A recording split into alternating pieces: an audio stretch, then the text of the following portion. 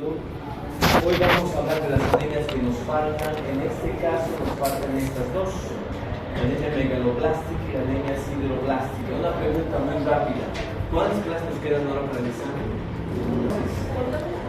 Nos toca anemia megaloblástica y anemia sideroblástica. Vamos a empezar hablando de la anemia megaloblástica, ¿sí? Y para eso necesitamos ver esto. Es importante primero decir que muchos confunden una anemia macrocítica con lo que es la anemia megaloblástica. El solo nombre megaloblástica, ¿qué les dice? Grande. Ya, por lo mega grande. ¿Hay macrostosis? Sí, pero no quiere decir que todas las anemias macrocíticas son megaloblásticas. ¿Ya? ¿Qué más le dice el nombre? Esto.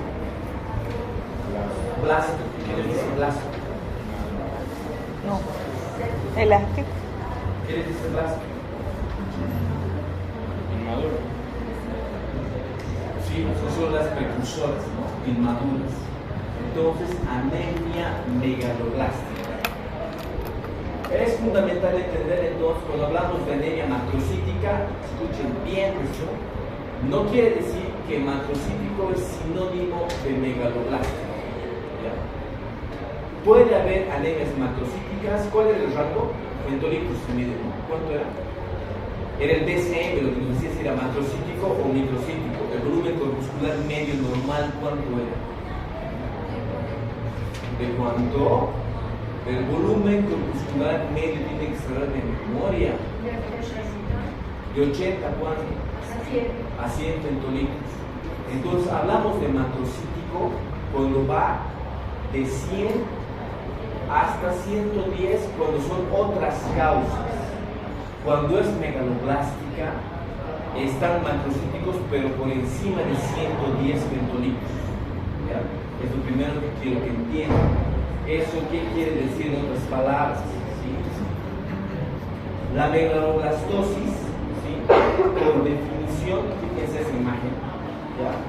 Es un precursor, un hematí bebé, si quieren, que está enorme, está muy grande, porque ha sufrido un disturbio en el momento de la división celular. ¿Cómo se dividen las células? Pero ¿cómo se divide? O sea, ¿cómo se da la división celular? Sí, pero ¿cómo? O sea, ¿qué fenómenos atraviesan la célula para dividirse? Pero, ¿qué es lo que pasa? Explíquenme eso, en palabras simples. ¿Qué hace la célula? ¿Pero crece el citoplasma o no crece? ¿Crece el núcleo o no crece? ¿Para qué crece el núcleo? Para dividirse en dos. Entonces, ¿qué es lo que pasa con esta célula que es una hematí bebé? Está creciendo para dividirse, está a punto de dividirse, el núcleo está enorme, está a punto de separarse en dos células, pero se queda ahí. Se queda ahí. Entonces, esa es una anemia megaloblástica. No todas las anemias macrocíticas son megaloblásticas. ¿Ya? Ahora vamos a hablar más. ¿Sí?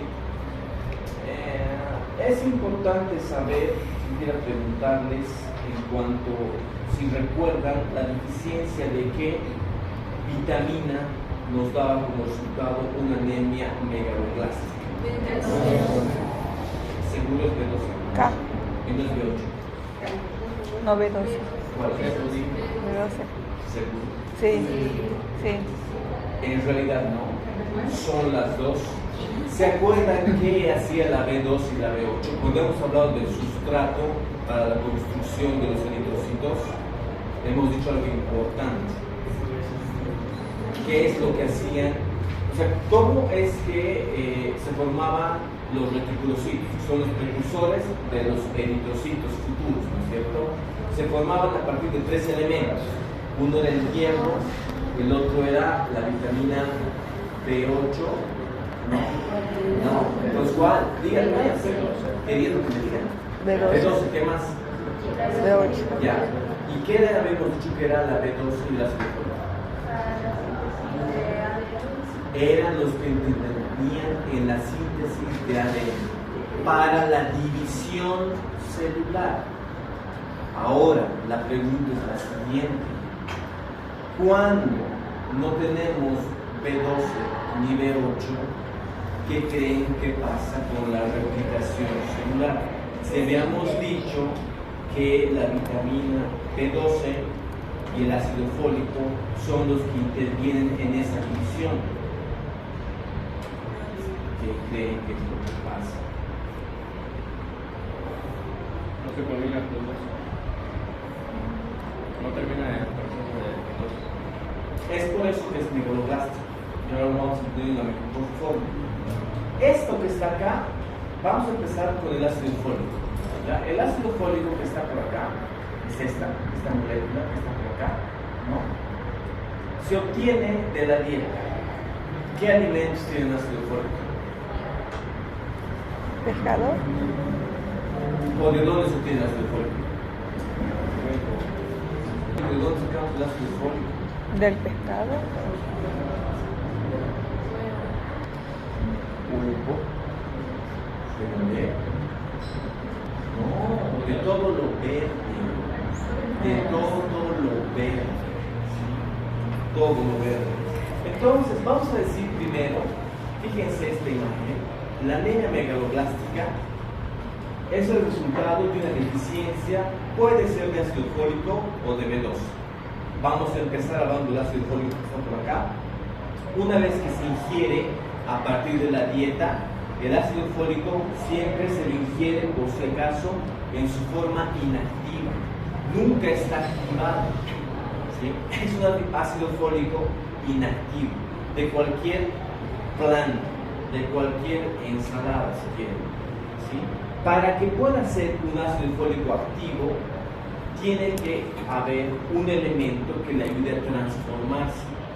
Como se imaginarán algunos de ustedes con seguridad, ese elemento, ese cofactor para la transformación y la activación del ácido fólico es la vitamina B12. ¿Sí? Así que, por lo tanto, el ácido fólico, una vez que está activo, ingresa a todas las células, no solamente a los eritrocitos o a los reticulocitos o a los ¿cómo se llamaba la forma más inmadura de los eritrocitos? ¿Se acuerdan de la eritropoiesis? Eran los proeritroblastos, ¿cierto? Que veíamos que crecían, su núcleo crecía, luego se salía, se dividía. Ahora, este ácido fólico ingresa absolutamente a todas las células del cuerpo para que se produzca, obviamente, esa división celular. Por eso es que habíamos dicho que el ácido fólico y la vitamina B12 interfieren con la síntesis de DNA, con la división. Por lo tanto, si no hay vitamina B12, el ácido fólico no se activa. Por lo tanto, ¿habrá síntesis de DNA, división celular? No. Lo mismo, si hay B12 y si no hay ácido fólico, ¿hay síntesis de DNA y división celular? No hay. Por eso las dos deficiencias nos pueden provocar una anemia megaloblástica. ¿Sí? Es importante entender que cuando no existen ninguno de los dos, disminuye abruptamente la síntesis de DNA. Por lo tanto, el ácido fólico, así como lo ingerimos, nunca puede ser utilizado si es que no es activado por la vitamina B12. Es la primera cosa que quiero que entiendan porque es muy importante para después. ¿Ya? Ahora, particularmente, el ácido fólico interfiere con la formación de los eritrocitos. ¿Por qué? ¿Cuál sería la razón? Si les estoy diciendo que afecta en realidad a todas las células, ¿por qué más a las sanguíneas? Porque cuando no hay vitamina B12, no hay ácido fólico, se forma una anemia megaloblástica. Pero ¿por qué afecta directamente a las células sanguíneas y no a las demás células? Porque afecta a todos. ¿Cuál sería la razón?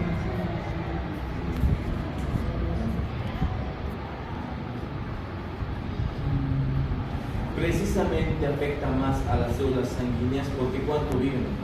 120 días.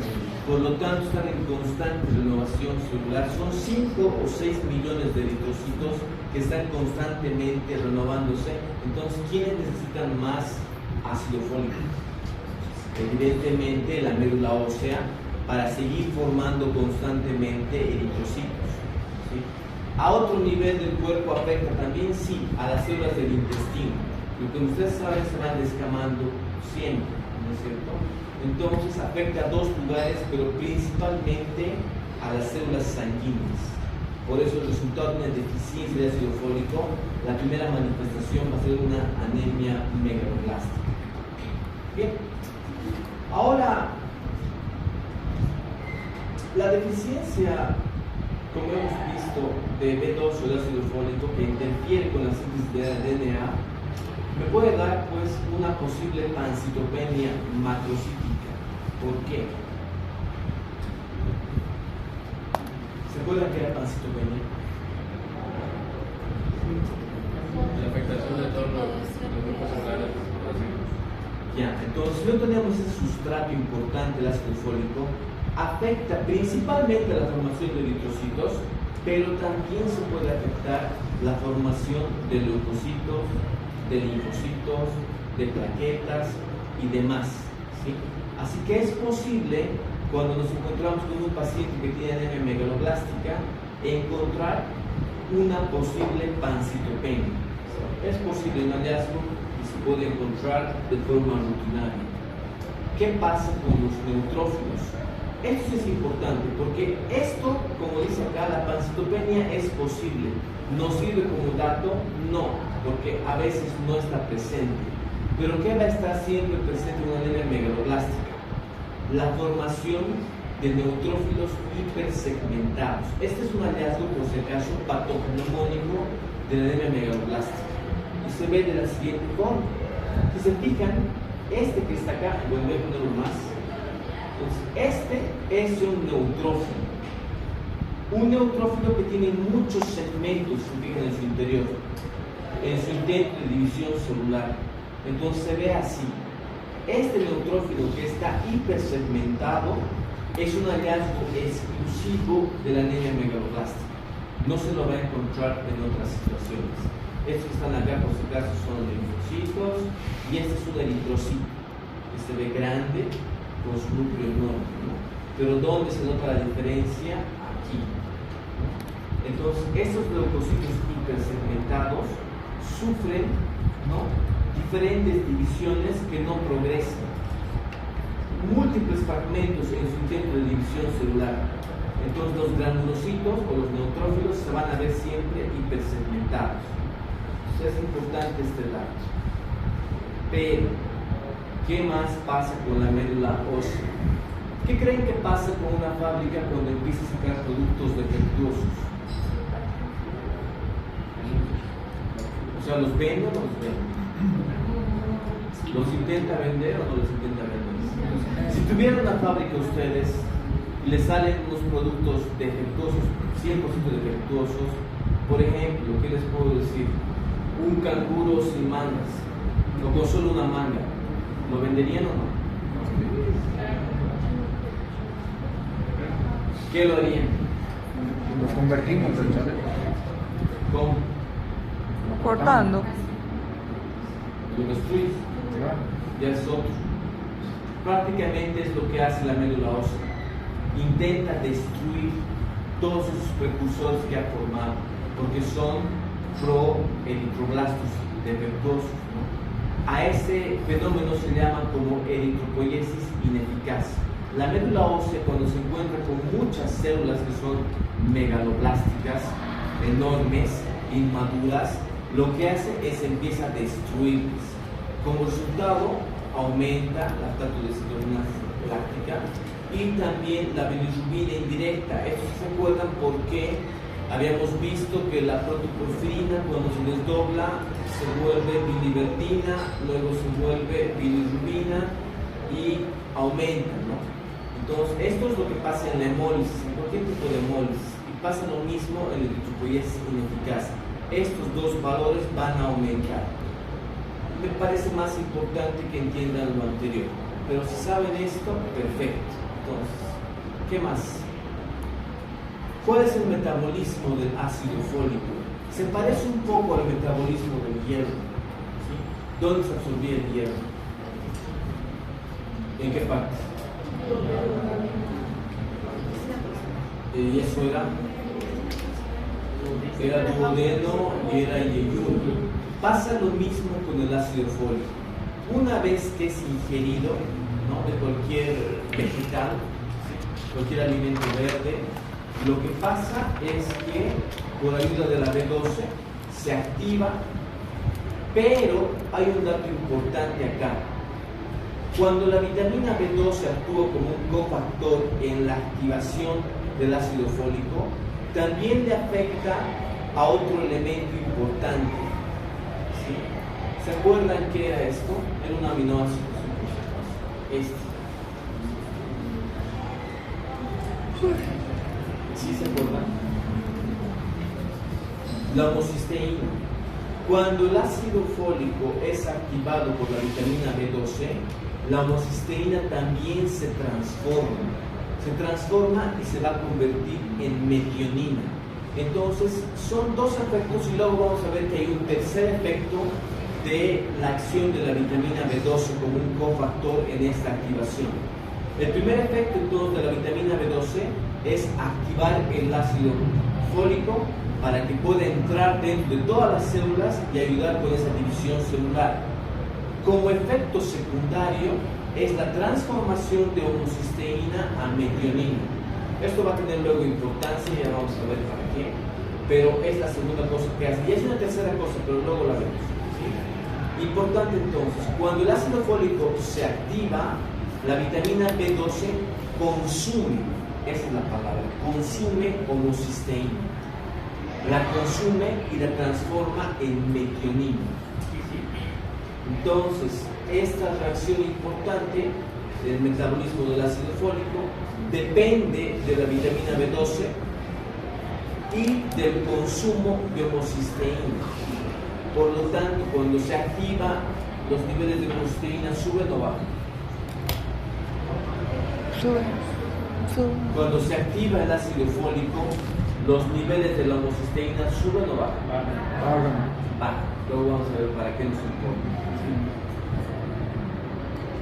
Entonces, este aminoácido sí o sí es afectado y es importante también en el metabolismo del ácido fólico. Luego vamos a ver qué repercusión laboratorial va a tener esto. ¿Sí? Pero este cuadrito es el metabolismo simplificado del ácido fólico. Es el más fácil, de la B12 es un poco más complicado. Muy bien, pensemos, una persona que tiene una deficiencia de folato, del ácido fólico, ¿por qué sería? Hay 4 causas principales y una de esas es la que dice. ¿Sí? La primera es una malnutrición. ¿Sí? Cuando el paciente no consume alimentos ricos en ácido fólico, pues va a tener una deficiencia de ácido fólico. Otra situación sería un aumento en la necesidad del ácido fólico en determinadas situaciones, que ya vamos a ver cuáles. O una disminución en su absorción. O también podría ser una disminución en su regeneración. Vamos a entender esto de a poco. Pero fíjense que en malnutrición voy a anotar esta palabra. Alcoholismo. ¿Qué tendrá que ver el alcoholismo con malnutrición? ¿O qué pasa con las personas alcohólicas? De hecho, el alcohol inhibe, por si acaso, la producción de eritrocitos, afecta mucho a la sangre. ¿Sí? Pero ¿cuál sería la razón por la que el alcoholismo perjudique en la nutrición? Por la B12. ¿Por qué? Por la vitamina B12. No tienen una buena absorción. Vitamina B12. Sí. Hay algo más que hace el alcohol. El alcohol, una vez que es ingerido. A ver, ¿se han dado cuenta que hay un montón de alcohólicos a veces en las calles que son indigentes? ¿Se alimentan? ¿Por qué prefieren comprarse alcohol y no comida?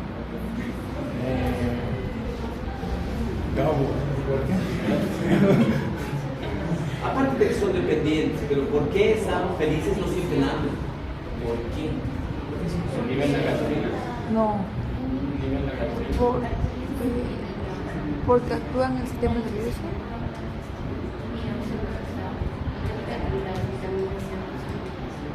Algo más hace el alcohol. Actúan en el sistema nervioso. Un depresor. Es un depresor del sistema nervioso central, pero no, ¿por qué? ¿Por qué razón los alcohólicos no tienen necesidad o no sienten esa necesidad de alimentarse? Están felices bebiendo.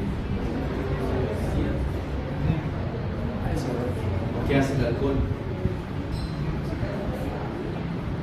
Todas las demandas calóricas. Cubre todas las Como demandas. cubre todas las demandas calóricas, pues el paciente tiene, bueno, las personas alcohólicas tienen una necesidad mínima de alimentación y en eso, pues peor, no se alimentan con alimentos verdes, ¿no? Que tienen que ver con el ácido fólico. Entonces el alcoholismo sí afecta. ¿Cuándo habrá un aumento de necesidad? Sí, comúnmente, clásicamente, el embarazo. ¿Por qué?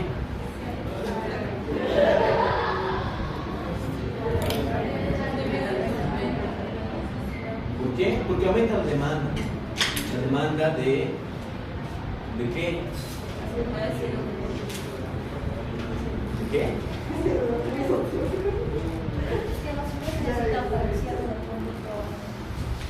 qué? Otra vez, ¿por qué aumenta la necesidad, la demanda del ácido fólico y del embarazo? Por la anemia presente en la embarazada. Por la división celular. Hay un nuevo producto que se está creando y todas esas cosas. Ahora, más interesante, la hemólisis crónica. ¿Por qué la hemólisis aumenta la necesidad de ácido fólico?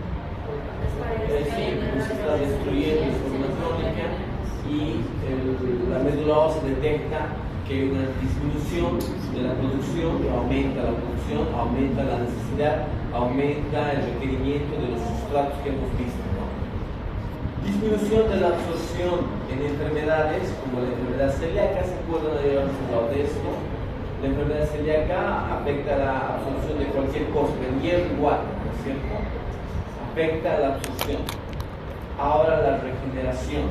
Existen ciertos medicamentos, por si acaso es importante, drogas que inhiben, por si acaso, la absorción y la regeneración, los dos. Hay medicamentos que inhiben la regeneración. Uno de esos, por si acaso, para la absorción, van a notar aquí, es la fenitoína. Ya no está a propósito. La fenitoína es un fármaco que inhibe la absorción del ácido fólico. ¿Ya? Fenitoína inhibe la absorción del ácido fólico. ¿Y el methotrexate para qué usamos? ¿Para qué? No, o sea, inhibe la regeneración, pero es un fármaco que se utiliza ¿para qué?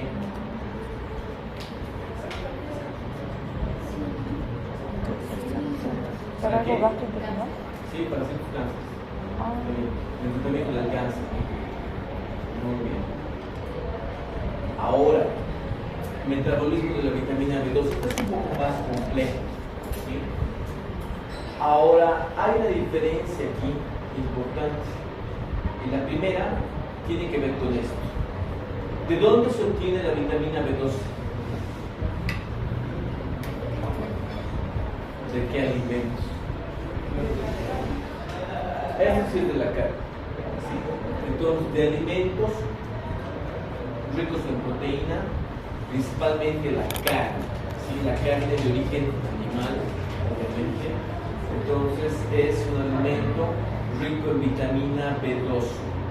Una vez que se ingiere la vitamina B12, tiene que entender que no es la vitamina B12 transportada así solita hacia el sitio de su absorción. ¿En qué algo está mal? Sí, esa parte está mal. Ya vamos a ver por qué. La vitamina B12, ¿sí?, no se transporta automáticamente hasta el sitio de su absorción así solito. En la boca se une gracias a la saliva a esta proteína ligadora E. ¿Ya? Se llama también cobalofilina. ¿Sí? Lo que hace esta proteína es unirse a la vitamina B12 para que pueda pasar todo el tubo digestivo, el esófago, hasta llegar al estómago. ¿Sí? Es importante que hasta el estómago llega solamente porque se une a esta proteína ligadora R. Una vez que llega al estómago, si se acuerdan que teníamos estas células parietales, ¿no? ¿Qué producían las células parietales? Ácido, pero ¿qué más producían? ¿Algo más? Ya, algo más que no hemos dicho, pero tienen que saber. Producen factor intrínseco. Factor intrínseco. El factor intrínseco va a ser importante después, porque resulta que cuando esta vitamina B12 que está unida a esta proteína ligadora R llega al duodeno, ahí a ese nivel actúan las enzimas pancreáticas separando la vitamina B12 de esa proteína. ¿Sí? Se separan para que se una al factor intrínseco. Eso quiere decir que hasta el duodeno llega unida a esta proteína. Una vez en el duodeno se separa y se une al factor intrínseco. Solamente cuando está unida al factor intrínseco puede continuar su camino para llegar al intestino distal, donde va a ser absorbida. Entonces, esto de acá está mal. No se absorbe en el intestino delgado proximal, se absorbe en el intestino delgado distal, particularmente en el ilion distal. ¿Sí? Pero para ser para ser absorbida, tiene que estar unida al factor intrínseco. ¿Qué les hace pensar eso?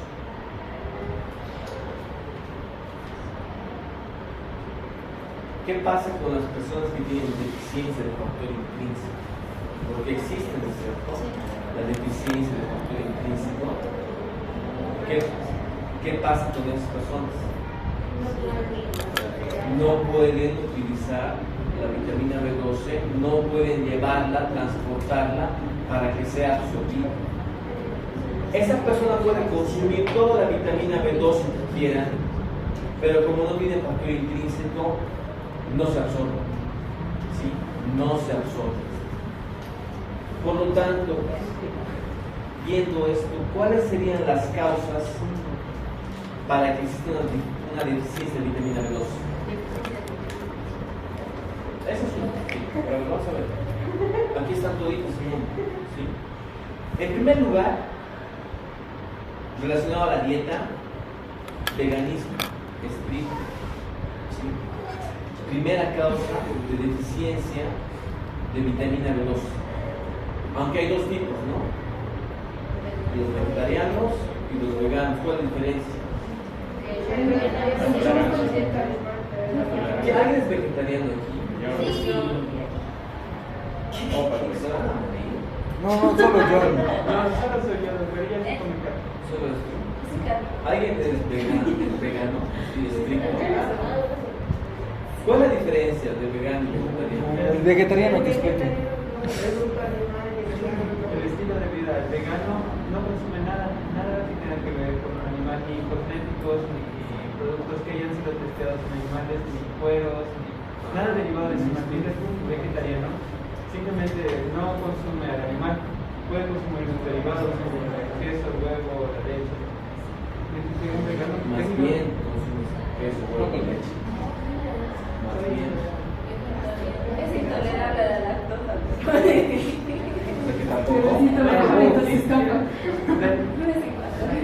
Está mal, a ver, revísele, todo flaco, escuálido. Entonces, la primera causa de una deficiencia de vitamina B12 va a ser un veganismo estricto. Aquellas personas que no consumen, pero para nada, y no se suplementan con vitamina B12, evidentemente van a desarrollar alguna plástica. Segunda causa importante, anemia perniciosa. ¿Quién se acuerda qué es eso? No lo hemos hablado, pero seguramente en otra materia sí lo hemos hablado. ¿Qué es la anemia perniciosa? ¿Sí que se acuerdan? No es la primera vez que están escuchando hablar de anemia perniciosa. ¿Qué es? Es la principal causa de anemia megaloblástica. Deficiencia, no. ¿Qué es la anemia perniciosa?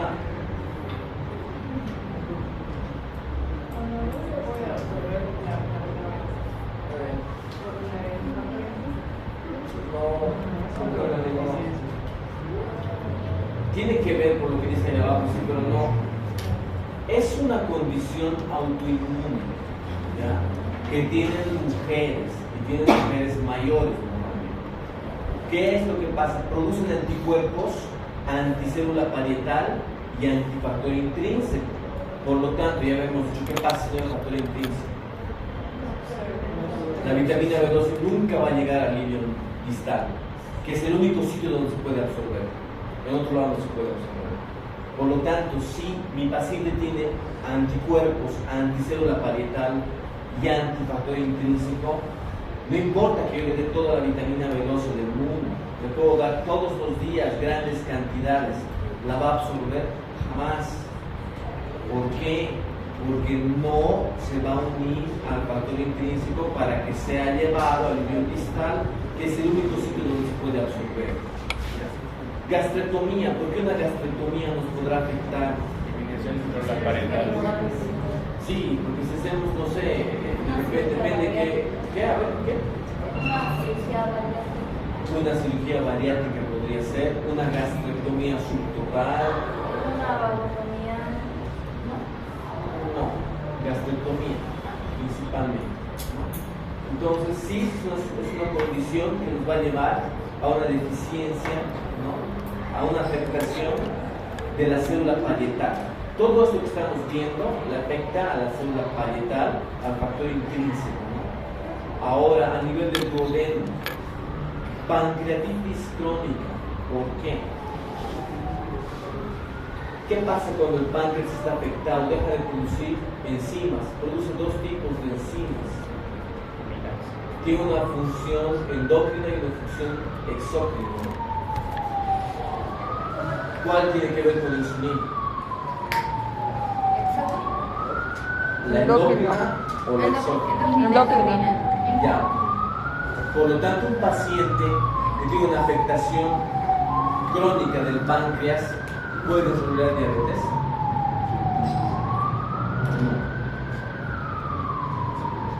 No. Otra vez, cuando existe la pancreatitis, ¿sí? El páncreas está afectado, deja de producir las sustancias que produces. Tiene una función endócrina y una función exócrina, las dos se ven afectadas. Un paciente con pancreatitis crónica podrá desarrollar diabetes si su función endócrina está afectada. Sí, claro que sí. ¿Y su función exócrina con qué tiene que ver?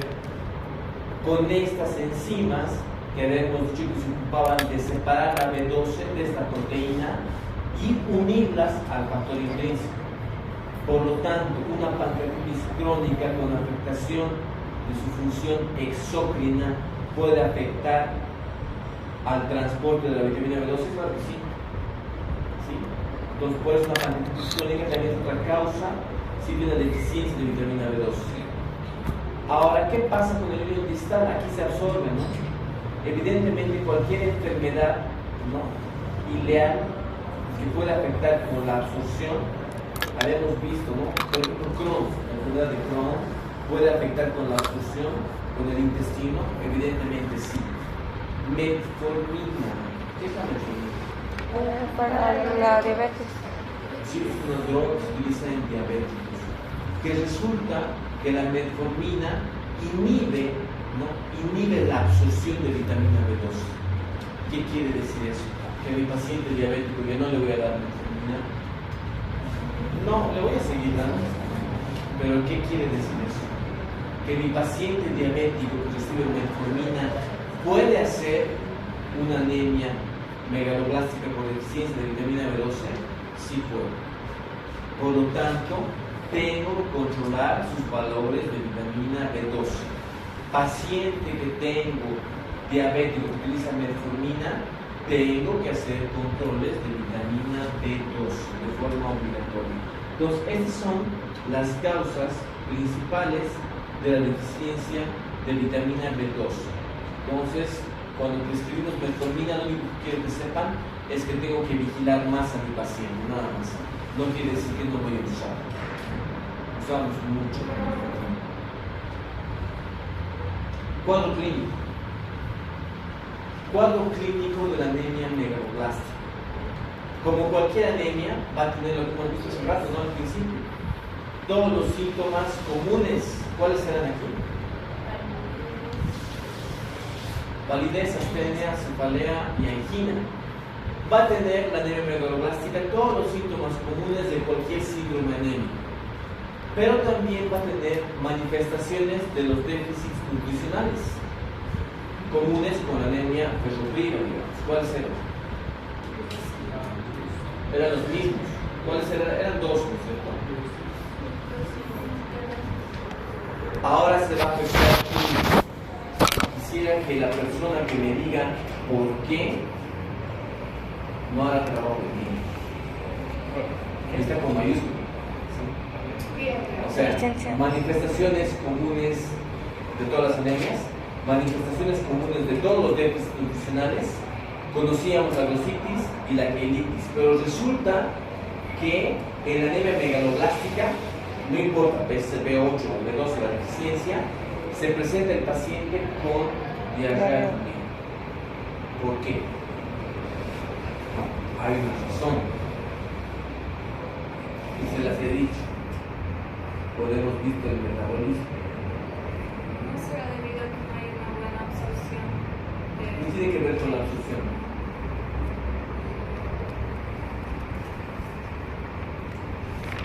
Si absorbes o no absorbes, no te va a provocar diarrea.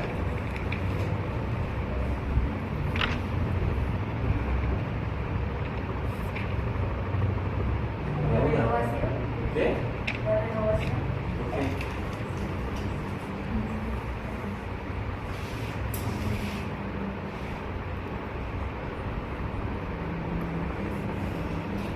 Por favor.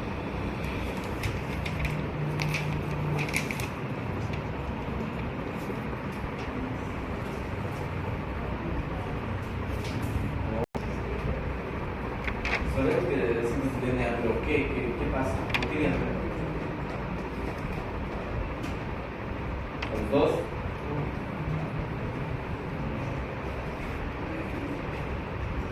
Por la síntesis y división de célula. Síntesis y división de la célula. ¿O no? Síntesis. Por la, o sea, no va a permitir lo que es la síntesis o la división celular. ¿O no? ¿Por qué tiene que ver eso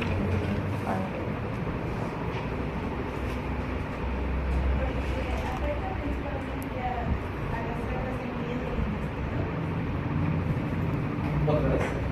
Porque afecta a las células sanguíneas del intestino. Eso hemos dicho, ¿no? Sí, eso era la respuesta. Recuerda, al principio hemos dicho que afectaba principalmente a las células sanguíneas porque se producían todos los días. Tenemos como 5 o 6 millones que están en constante recambio, pero habíamos dicho que también afecta al intestino, en segundo lugar de importancia.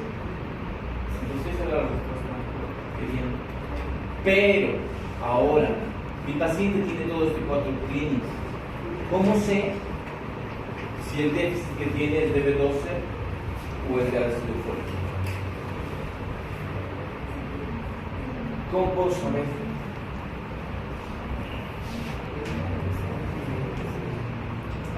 Por la metionina, valores de metionina, laboratorio. Hay algo más que se produce en un paciente que tiene. Bueno, les voy a decir directamente que una de estas dos deficiencias, además de todo lo que está aquí arriba, produce un síndrome neurológico. Una de estas dos deficiencias, además de todo esto, va a tener una afectación neurológica en el paciente. No es el ácido fólico, porque el ácido fólico sí tiene que ver con el tubo neural, tiesos, ¿no? Pero no, estamos hablando no de eso, estamos hablando de un paciente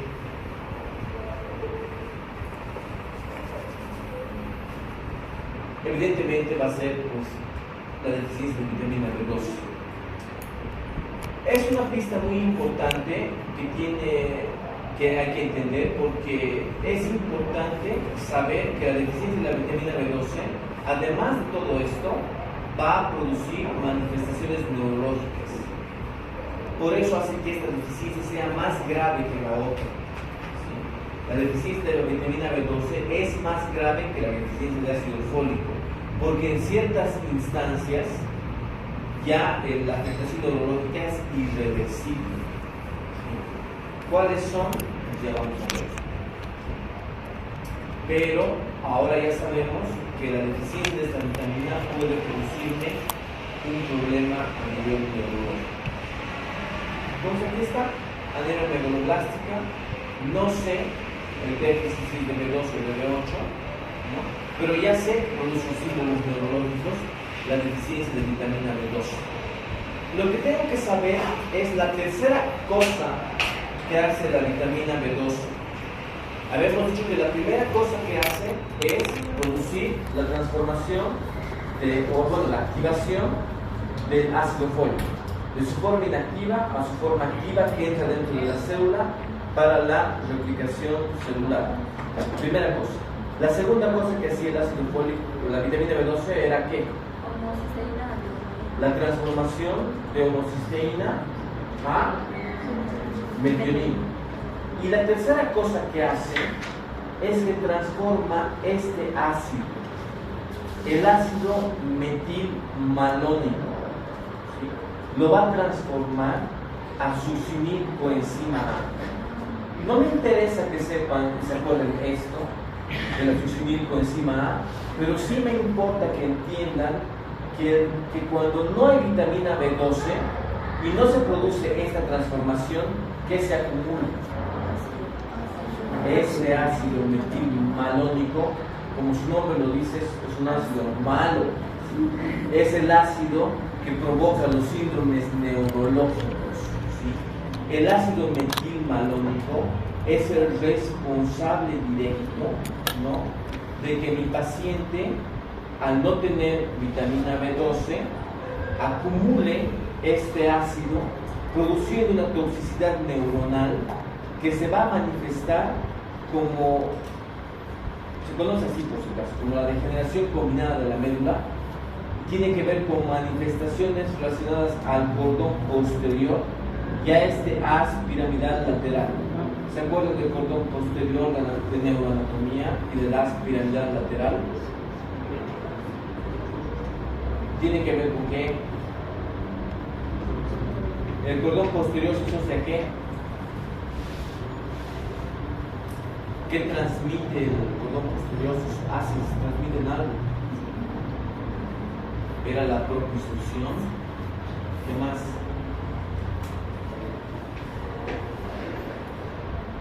La sensibilidad vibratoria. ¿Sí? Y estas son manifestaciones piramidales. En su paciente que tiene afectada la propiocepción, tiene síntomas piramidales o está afectada la sensibilidad vibratoria, pues evidentemente tengo que pensar en una deficiencia de vitamina B12 y en la acumulación de este ácido metilmalónico, ¿sí? Que como no está siendo transformado, está siendo acumulado, produciendo esta toxicidad neuronal a nivel del cordón posterior y de este haz piramidal lateral. Por eso es más grave la deficiencia de vitamina B12 que la de ácido fólico, por esta afectación neurológica. ¿Qué más laboratorialmente que voy a encontrar? Son tres cosas. Primero, anemia macrocítica.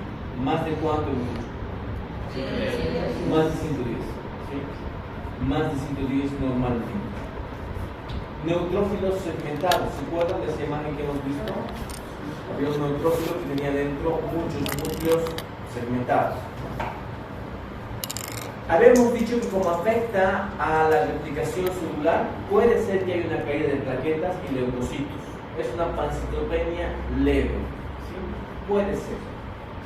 Se aumenta, habíamos dicho, la LDH y la bilirrubina indirecta porque la médula ósea intenta destrozarlas, ¿no? Eso se llamaba como eritropoiesis ineficaz, cuando la médula intenta destruir todos esos reticulocitos defectuosos que ha formado, que están inmaduros y están grandes, no están megaloblásticos, ¿no? Entonces son esas primeras cosas, ¿no? De nuevo, hasta aquí laboratoriamente, ¿cómo puedo saber si es B12 o B8? O perdón, ácido fólico. No puedo saber. ¿Qué hago? Como decía uno de sus compañeros, hay que dosar 2 marcadores. Pero resulta que la homocisteína va a estar aumentada en la deficiencia de cualquiera de los dos. Así que la homocisteína no me sirve. ¿Sí? ¿Por qué está aumentada en los dos?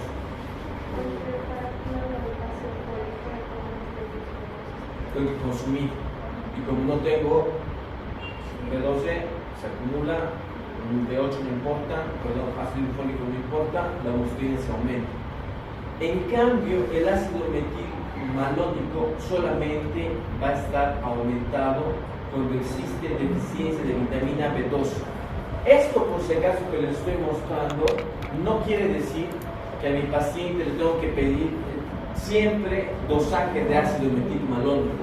Obviamente pedimos dosaje de vitamina B12 y dosaje de ácido fólico, y ahí ya nos damos cuenta.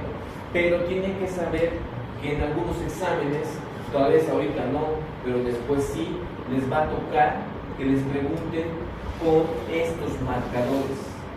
Entonces, otra forma de saber que mi paciente tiene una anemia megaloblástica recurrente o una deficiencia de vitamina B12 va a ser cuando yo veo el ácido metilmalónico aumentado, porque ya hemos dicho que es un ácido tóxico a nivel ¿qué? Ya, entonces eso es importante. Ahora, tratamiento B12 y ácido fólico. Tratamiento. ¿Qué hacemos? Deficiencia de B12. ¿Qué le damos? ¿Cómo? Le damos vitamina B2. ¿Venden en las farmacias? No. O sea, sí. Sí. ¿Y en qué venden? ¿En comprimido como el complejo B tiene B12? Sí. Ya, pero si yo no sé cuál es el paciente tiene deficiencia de factor intrínseco, ¿sirve que le dé vitamina B12? No. Por eso le damos por vía parenteral, directamente a ¿dónde? A la circulación. Ya no tiene que pasar por todo el tubo digestivo y ser absorbido, ¿sí? Por eso cuando tratamos anemia megaloblástica por deficiencia de vitamina B12, preferimos la vía parenteral. Ya saben por qué, ¿sí? ¿Qué pasa si tiene mi paciente otro problema que yo no estoy detectando? Tal vez no tiene factor intrínseco, tal vez algo les pasa sobre las parietales, por lo tanto no sirve que yo le dé complejo B, ¿sí? No me sirve que le den comprimido, ¿sí? Por eso preferimos la vía parenteral. ¿Se entienden, cierto? Es importante que entiendan por qué prefiero esto y no la vía oral. Ácido fólico, ¿cómo le damos? ¿Comprimido? ¿Cómo le damos? Ese sí le damos en forma de comprimido. Algo que tienen que saber, por si acaso, es que los comprimidos, hay algunos que ya vienen con ácido fólico activado, ¿sí? ¿Me combinan? ¿Sí? Porque no se tiene deficiencia de vitamina B2, ¿no es cierto? Entonces, si está activado, ya no me preocupo por nada, ¿sí? Eso ya va a corregir. Pero ¿cuál sería el problema de que venga activado? O sea, les pongo un paciente que tiene diagnóstico de anemia megaloblástica, ¿sí? No sé si tiene deficiencia de vitamina B2. Le doy ácido fólico, ¿sí? ¿Qué pasa si está activado? ¿Ayuda a la síntesis de DNA? ¿Mejora su cuadro o no? ¿Mejoraría o no mejoraría? O sea, ¿qué pasa con la médula ósea? Si tiene ácido fólico, ¿va a funcionar o no? ¿Va a empezar a producir, a ayudar con la división celular y que se formen, no sé, eritrocitos normales? ¿Sí o no? Sí, sí. Pero ¿qué pasa si tiene vitamina B? Si existe vitamina B12. No se metaboliza la homocestrina. Pero si le estoy dando ácido fólico activado, No se metaboliza la homocestrina. hay otra cosa que se acumula. ¿Sí me están entendiendo, no es cierto? Otra vez les repito. Paciente que tiene anemia megaloblástica, yo le doy ácido fólico en comprimido y ya está activado. Va a mejorar su anemia, va a mejorar, porque la médula ósea va con ese ácido fólico va a empezar a producir ya reticulocitos que estén bien, que van a volverse eritrocitos y van a cumplir su función. Perfecto. Pero ¿qué pasa si mi paciente tenía deficiencia de vitamina B12? Enmascaro el cuadro. ¿Sí? No me voy a dar cuenta, voy a pensar que mi paciente está mejorando. ¿Por qué? Porque laboratorialmente va a estar mejor. Pero ¿qué pasa si se acumula el ácido metilmalónico? Porque se va a acumular. Entonces es una cosa. ¿Quién sabe por qué otra complicación? Aquí está aquí abajo. ¿Qué pasa? ¿Quién sabe por qué me puede producir hipocalemia? De calcio. Eso es calcio. Ah, no, potasio. Eso es de potasio. La hipocalemia es deficiencia de potasio. ¿Por qué? ¿Por qué mi paciente puede tener deficiencia hipocalemia?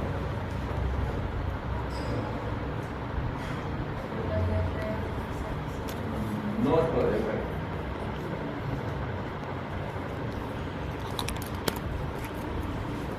¿Cuál es el electrolito más importante a nivel intracelular? ¿Sodio o potasio? Bien. Intracelular.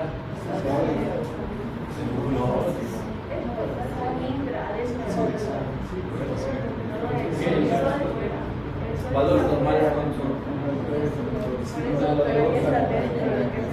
135 y el doble sodio es potasio. Entonces, si yo a mi paciente le estoy corrigiendo su anemia megaloblástica y se están formando nuevas células, esas nuevas células van a internalizar todo el potasio que hay. ¿Mi paciente qué puede hacer? Hipocalemia. ¿Sí se entiende? Porque esas células que se están formando están introduciendo todo el potasio que pueden dentro. ¿Sí? Y los niveles van a bajar. Hipocalemia. Entonces, cuando yo doy tratamiento para anemia megaloblástica, debo tener cuidado de no provocar una hipocalemia y debo tener cuidado de no enmascarar un cuadro de deficiencia de vitamina B12, porque hemos dicho que es más grave para el paciente. Bien. Más. Listo, esto es facilito. Son 3 diapositivas. Anemia sideroblástica. ¿Cómo era la anemia sideroblástica? Hemos hablado de la sideroblastosis un poquito, pero lo más importante lo hemos dicho. Para que se forme el grupo M necesitamos 2 cosas: hierro y protoporfirina. Con estos 2 formamos el grupo M. Ya, ahora, ¿qué pasa si no hay protoporfirina?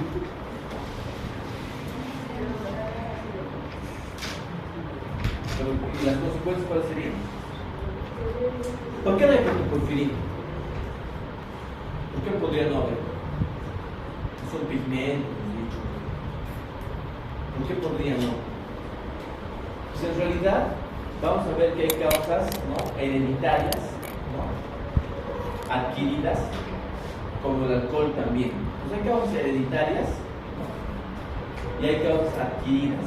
El alcohol, por si acaso, interfiere con la síntesis de protoporfirina. Vean cómo es malo el alcohol con la sangre. ¿Sí? El alcohol interfiere con la síntesis de protoporfirina. La deficiencia de vitamina B6 también. Como no tengo vitamina B6, no puedo formar protoporfirina. Y la intoxicación por plomo también me puede interferir a la formación de protoporfirina. Por lo tanto, puede ser hereditario, autoinmune, o puede ser adquirido por alcohol, deficiencia de vitamina B6 o intoxicación por plomo. Cualquiera de estas circunstancias van a hacer que yo no tenga protoporfirina. Si no tengo protoporfirina, ¿qué es lo único que tengo? Pero no tengo hemoglobina. Tengo mucho hierro. Por lo tanto, en el laboratorio, ¿qué voy a encontrar? Anemia microcítica, hipocrómica. No puedo completar el proceso de internalización de hemoglobina porque no puedo formarla. Pero ¿qué pasa con el hierro? ¿Qué pasa con la ferritina? ¿Y qué pasa con la distribución de transferrina por lógica? Está aumentado todito, ¿no es cierto? ¿Por qué? Porque lo que tengo mucho aquí, que es hierro, no tengo esto. Tengo mucho hierro, entonces riesgo de qué enfermedad, hemos hablado un poquito, si no me equivoco, qué enfermedad me provoca el acúmulo de hierro. Hemos dicho. Era esto, hemocromatosis. El hierro se comienza a acumular en el hígado, en el corazón, por todo lado, ¿sí? Esto que provoca la acumulación de hierro, hemocromatosis. Entonces, ¿cómo se ve eso en la hematoscopía? Se hace un aspirado de médula ósea, se llama mielograma, y se va a ver así. Fíjense, este es, por ejemplo, ven que aquí hay un anillo aquí alrededor de esta célula. Esto se conoce como un puntillado, que es un acúmulo de hierro. Se llama sideroblastos en anillo, ¿sí? Esto se ve en la microscopía electrónica. Entonces, la presencia de sideroblastos en anillo, ¿qué me está queriendo decir? Anemia sideroblástica, ¿sí? Este es su hallazgo patológico. En la sangre periférica, ¿qué se ve? Pues se ve, no se nota mucho aquí se va a ver mejor. Ven que estos eritrocitos tienen una parte blanca, como si les faltara un pedazo al medio, ¿se ve? A eso se conoce como corpúsculos de Pappenheimer. ¿Sí? Entonces, hallazgos importantes en el estudio de la anemia sideroblástica, sideroblastos en anillo y corpúsculos de Pappenheimer.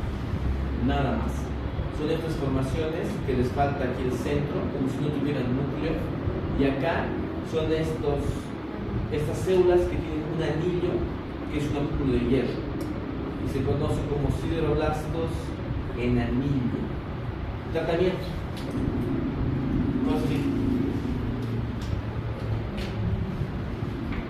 Tratamiento para esto.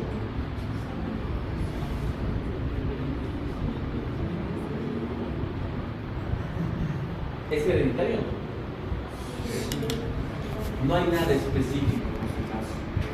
No hay nada específico. Lo único que se hace para intentar ayudar al paciente a la formación de protoporfirina es que le da suplementos con una vitamina. ¿Cuál es la que le falta? B6. B6. Nada más. Es lo único que se puede hacer. Nada más. Intentando ayudar a que se forme un poquito de protoporfirina, damos B6. Nada más. Es todo. ¿Sí? Con eso, básicamente hemos terminado todas las anemias y con las demás anemias que hay, y eso sería todo para nuestro examen. Así que tienen como unos 10 minutos y va a ser un trabajo súper corto.